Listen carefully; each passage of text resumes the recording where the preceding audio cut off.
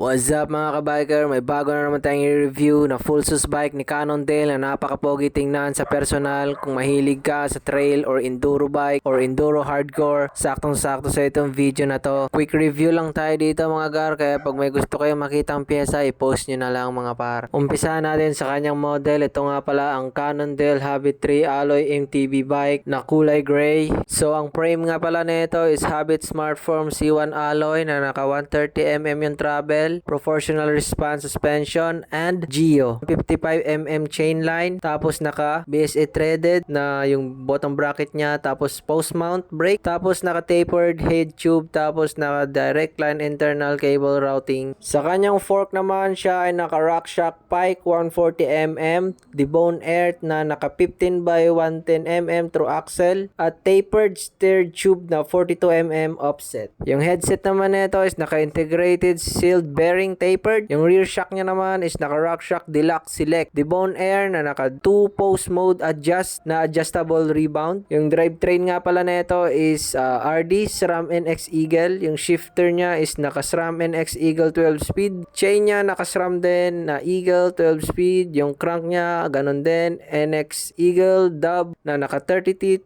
55mm chain line. Yung rear cogs niya naman is naka RAM NX Eagle na naka 1050 12 speed. Bottom bracket niya is naka SRAM dub BSA MTB 73 wide. Yung brake niya is SRAM G2R hydraulic disc na naka 180mm yung rotor. Yung brake lever niya naman is naka SRAM G2R hydraulic disc din. So sa wheels niya naman, yung rims niya is Stance No Tube Arc 32 holes tubeless ready. Yung spokes niya stainless steel na naka 14 grams. Yung tire size niya is 2.4. Yung wheel size niya naman is meron siyang 29, tas pasok din siya sa 27.5.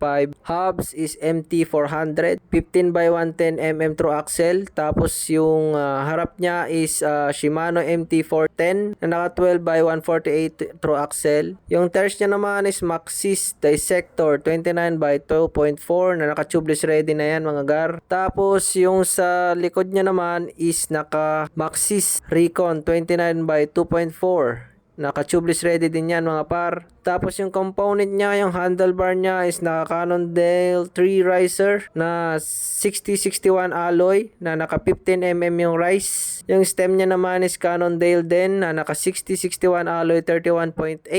Yung grip niya as usual Cannondale yan. Yung saddle din niya is Cannondale Scoop. No, masarap sa puwet yan mga par. Seat post is naka Trax dropper. Tas internal routing din na naka 31.6 130mm. Pag naka extra small ka, pero pag size medium naman is naka 150mm yun mga gar. So ang price nga pala nito mga par is 200,000, pero dito pa rin sa aking tinitingnan website, siya ay naka sale na 160,000 na lang at meron sila dong available na small na 154 to 165 cm. So ano sa tingin nyo gar? All goods na ba tong presyo nito? Sulit na ba tong bike na to? Comment down below naman, and don't forget to subscribe to my channel. Thank you.